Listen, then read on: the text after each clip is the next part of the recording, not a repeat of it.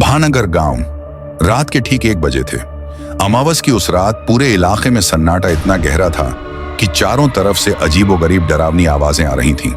रिंकू देर रात एक पार्टी से घर लौट रहा था। तभी उसकी नजर एक पेड़ के नीचे पड़ी। वहां एक लड़की किसी मखमली धुन पर नाच रही थी। उसके बाल उड़ रहे थे और वह इतनी मग्न थी कि जैसे इस दुनिया में हो ही नहीं। नाचती हुई लड़की उसकी तरफ मुड़ी। क्या तुम मेरे साथ नाचना चाहोगे? यह कहकर वह फिर से नाचने लगी। रिंकू वहीं जड़ खड़ा रहा। लड़की ने उसे फिर बुलाया। आओ रिंकू, मेरे साथ नाचो, बहुत मजा आएगा। ये बात सुनते ही रिंकू को बहुत गुस्सा आया। उसने कहा, अरे ओए बावड़ी पूछ, तेरा दिमाग खराब है? पागल है क्या? रात के 1 बजे कौन नाचता है रे? रील्स बना रही है क्या? और मैं तेरे साथ नहीं नाच रहा। निकल यहाँ से। तभी अचानक एक पल में सब कुछ बदल गया। उस सुंदर लड़की का चेहरा भयंकर कंकाल जैसा हो गया। उसके कपड़े फटकर जैसे पुरानी हड्डियों के धागों से बने हों ऐसे दिखने लगे। वह अब हद से ज्यादा डरावनी लग रही थी। लड़की ने एक खंजर निकाला और पूरी ताकत से रिंकू के सीने में घोंप दिया।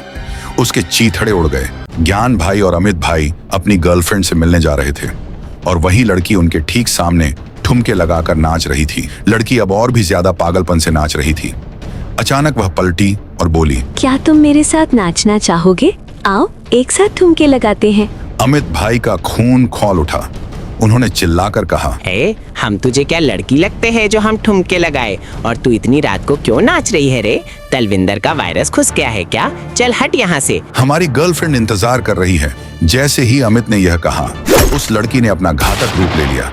उसका रूप इतना भयंकर था और अपने नोकीले पंजों से उनके बदन के 5-6 टुकड़े कर दिए। शिला की कहानी एक डांसर की दर्दनाक नियति। भानपुर गांव के ठीक पास में सर्बियन नाम का गांव था।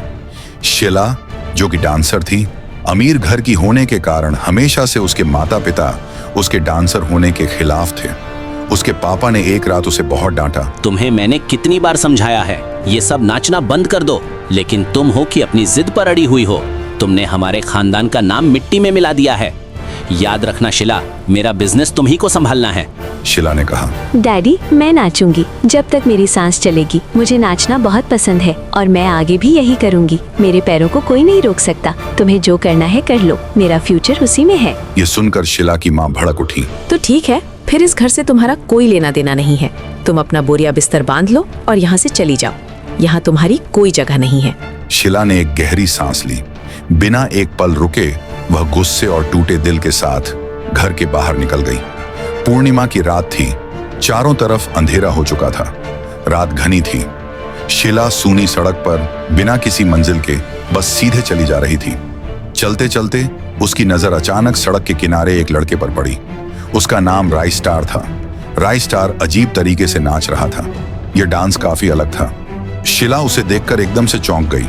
जैसे ही वह कुछ कहने वाली थी, राई स्टार की नजर शिला पर पड़ी। वह अचानक उसकी ओर दौड़ पड़ा। शिला डर के मारे तेजी से पीछे की ओर भागने लगी। पीछे से राई स्टार चिल्ला रहा था, अरे ठहरो, मैं तुम्हें कोई चोट नहीं पहुंचाऊंगा। अरे रुको तो सही। शिला एकदम से रुक गई और पीछे मुड़ी।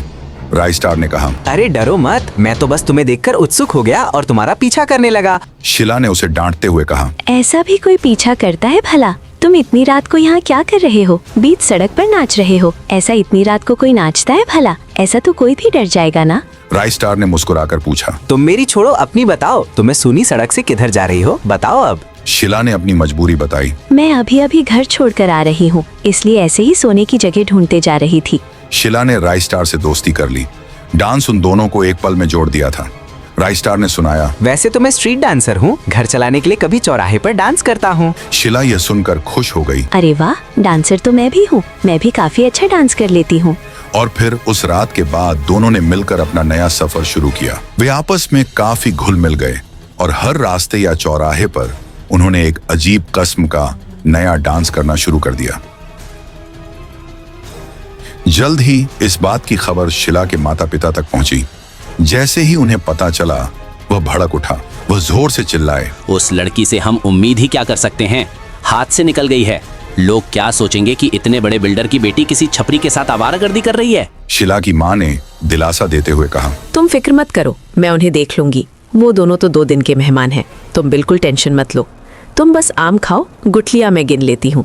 माँ ने तुरंत अपने 2 गुंडे भाइयों को इस प्रेमी जोड़े का कत्ल करने के लिए भेज दिया। उसी रात राइस्टार और शिला गांव से दूर एक गार्डन में बैठे आपस में बात कर रहे थे। माहौल रोमांटिक था। राइस्टार ने प्यार से कहा, आज कितनी सुहानी रात है ना? इस चांद से भी ज्यादा खूबसूरत तुम नजर आ रही हो। शिला शर्मा गई। उसने उत्सुकता से पूछा, क्या कहा? सच में चांद से ज्यादा खूबसूरत लग रही हूँ? ठीक उसी पल शिला के दोनों गुंडे मामा वहां पहुंचे। उन्होंने राइस्टार और शिला को एक साथ देखा। चलो मेरे साथ डांस करो, आज मैं तुम्हारी फेवरेट डांस करके दिखाऊंगी। तुम्हें देखकर मजा आएगा और ये डांस मेरा भी फेवरेट है। ये कहकर दोनों सड़क पर एक साथ नाचने लगे। वे दोनों अपने डांस में पूरी तरह मग्न थे, दुनिया से बेखबर। उनके मामा उन्हें चुपचाप देख रहे थे। अचानक शिला के मामा ने अपनी खूंखार तलवार निकाली और आकर तलवार से वार किया। राइस्टार का सर धड़ से अलग हो गया। यह भयानक मंजर देखकर शिला वहीं बेहोश होकर नीचे गिर पड़ी। बेहोशी की हालत में शिला को उसके माता पिता घर ले आए। उसे जबरदस्ती एक कमरे में रस्सी से कसकर बांध दिया गया। राइस्टार के कत्ल का हादसा उसके दिमाग से निकल नहीं रहा था। रात के अंधेरे में शिला ने उसी रस्सी से उसने आत्महत्या कर ली। मरने से पहले उसने दीवार पर कोयले से लिखा, मेरी मौत का कारण मेरा परिवार है और कोई नहीं। उसके माता पिता ने समाज के डर और अपमान से बचने के लिए कोई विधि या रीति रिवाज नहीं निभाया। उसी रात चुपके से उन्होंने शिला को दफन कर दिया। शिला की माँ ने ठंडी सांस ली और कहा, क्या फायदा ऐसी बेटी का जो हर जगह आवारागर्दी करती हो? शिला के पापा ने कहा, ऐसी बेकार औलाद किसी को न मिले। इससे भला तो ये है कि उन्हें बिना औलाद के ही रखें। अच्छा खासा बिजनेस को संभालती, पर सिर्फ नाच गाना करती थी। शिला को गए कुछ दिन बीत चुके थे। आदित्य नाम का एक लड़का अपनी पत्नी श्वेता के साथ अपनी बाइक पर सवार होकर एक शादी अटेंड करने जा रहा था। अचानक बाइक के ठीक सामने शिला भूतिया रूप में आई और बाइक पर से उतरकर शिला के सामने आया। शिला ने प्यार से कहा, क्या तुम मेरे साथ नाचना चाहोगे? आओ एक साथ ठुमके लगाते हैं। आदित्य चिढ़ गया। उसे यह सब बकवास लगा। उसने कहा, अरे ओए, मेरा टाइम खोटी मत कर। पहले ही मेरा दिमाग खराब है और ये क्या लगा रखी है? मेरे साथ डांस कर। जा, नहीं कर रहा डांस। है कौन तू? जैसे ही उसने ये शब्द कहे, हवा में तैरती शिला की आत्मा ने अपना भयानक रूप ले लिया। अगले ही पल एक खंजर हवा में लहराया और सीधा आदित्य के पेट में घुस गया। आदित्य के चीथड़े उड़ गए। श्वेता वहीं दहशत से कांप उठी। उसने श्वेता को मजबूर किया। श्वेता को डर के मारे उस भयानक निशा के साथ सड़क पर नाचना पड़ा। उस रात के बाद निशा को सड़क पर नाचता हुआ देख जो भी इंसान उसके करीब बिना बताए या चुपके से जाता, वह उसका गला काट दिया करती थी। मामाओं का रहस्योद्घाटन और अंतिम बदला। दूसरी तरफ सर्बियन गांव में शिला के मामा लखन और बंटी ऐश की जिंदगी जी रहे थे। यह नहीं जानते थे कि शिला के क्रोध की भूख कितनी बढ़ चुकी है। एक रात दोनों शराब के नशे में थे। लखन ने हंसते हुए एक भयानक रहस्य खोला। पता है बंटी, मैंने सिर्फ शिला के बॉयफ्रेंड को ही नहीं मारा, मैंने उस रात शिला को ही मार दिया था। बंटी, अबे क्या बक रहा है बंटी? नशे में कुछ भी बोल रहा है। अरे शिला तो फांसी लेकर मरी थी ना। लखन ने हंसते हुए पूरी बात सुनाई। हुआ ये था कि मैं उसके कमरे में गया। वो कोने में रो रही थी, इसीलिए मैंने उसे डांटा। मैंने तुमसे कितनी बार कहा है कि तुम उस छिछोरे के साथ मत घूमो। पूरे सर्बिया में तुमने हमारे गांव का नाम डुबा दिया है। तुझे उसके साथ बहुत नाचना था, ले अब भुगत। उसके बाद उस साली ने कहा, तुम किससे पूछकर मेरे कमरे में आए? शर्म नहीं आई क्या? आप मेरे पिताजी की प्रॉपर्टी अपने नाम करने के लिए इतना सब कुछ किया है ना? ऐ कहकर उसने मुझे थप्पड़ जड़ दिया। फिर क्या मैं चुप रहता? मैंने कहा, ए तूने मुझे थप्पड़ कैसे मारा है रे? तुझे अपनी खूबसूरती पर बहुत घमंड है ना? रुक बताता हूँ। बोलकर मैं उसके बदन पर चढ़ गया। मुझे छोड़ो, बचाओ। उसके साथ ऐ सब करने के बाद मैंने उसका जोर से गला पकड़कर दबाया और फिर वो मर जाने के बाद उसे फांसी के फंदे पर टांग दिया ताकि सबको लगे कि इसने आत्महत्या कर ली है। और सारी प्रॉपर्टीज भी इसी के नाम थी। ये हुई ना बात। तुमने जो भी किया बिल्कुल सही किया। उस लड़के की क्या औकात जो हमसे टकराए? जो भी हमसे टकराएगा उसे हम तबाह कर देंगे। वहीं दूसरी तरफ राइस्टार का बड़ा भाई राजतारा अपने छोटे भाई के हत्यारों की कंप्लेंट लेकर पुलिस स्टेशन में गुस्से से भरा हुआ था। राजतारा गुस्से से पुलिस को डांटा, मेरे छोटे भाई को मार दिया है। पुलिस कंप्लेंट किए हुए कितने दिन हो गए और आप सब हैं कि हाथ पर हाथ धरे बैठे हैं। देखिए सर, इस हफ्ते मेरे भाई की कोई खबर आनी चाहिए, वरना मेरे से बुरा कोई नहीं है। पुलिस ने टालने की कोशिश की और कहा, कोई चोरी की होगी और किसी ने मार दिया होगा। सर, अभी चोरों का कत्ल करना अब आम हो चुका है। मैं फिर भी किसी न किसी को ढूंढता हूँ। राजतारा और पुलिस दोनों बात कर ही रहे थे कि पुलिस स्टेशन के नीचे एक लड़की उन्हें नाचते हुए दिखाई दी। वह खुद शिला की आत्मा थी जो लगातार सड़क पर नाच रही थी। पुलिस वाला ललचाया और बोला, जरूर हमसे कुछ चाहती है, इसीलिए इतनी रात नाच रही है। चलो चलकर देखते हैं। ऐसी छमियां कभी कभार ही देखने मिलती हैं सर। राजतारा ने नाराजगी दिखाई और कहा, आप जाइए वहाँ, मेरा क्या काम। मैं तो पहले से ही परेशान हूँ और तुम्हें भी मेरी कंप्लेंट की नहीं बल्कि उस छन्या की पड़ी है।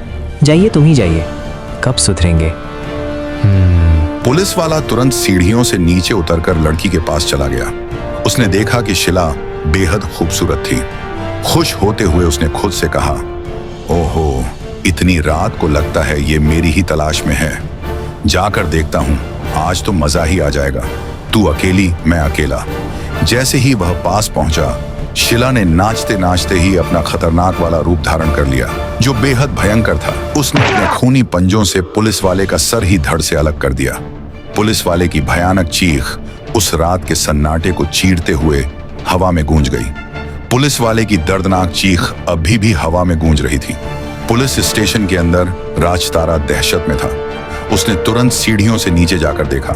पुलिस वाले का धड़ से अलग हुआ सिर जमीन पर पड़ा था और वही खूबसूरत लड़की शिला।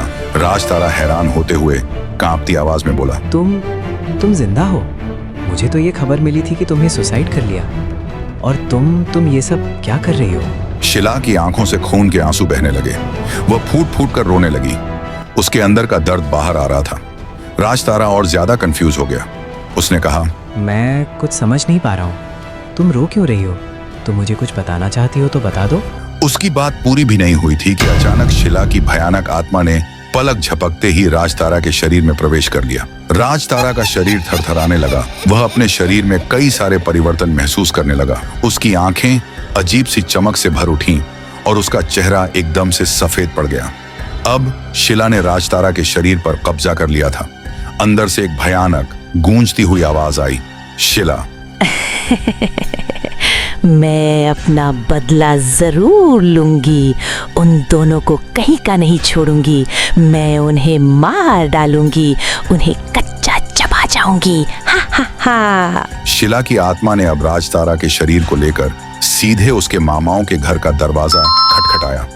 अंदर लखन और बंटी सुकून से सो रहे थे, अपनी क्रूरता के अंजाम से बेखबर। दरवाजे की आवाज सुनकर दोनों उठे। अरे यार बंटी, इतनी रात को कौन हेले दरवाजे पर? पूरा नींद खराब कर दिया। लखन ने टोकते हुए कहा, अबे लखन, जाके देखें तो पता चलेगा कौन है। तो रुक, मैं अभी जाके देख के आता हूँ। लखन सीढ़ियां चढ़कर नीचे आया। उसने राजतारा को देखा जिसका चेहरा अभी सामान्य दिख रहा था।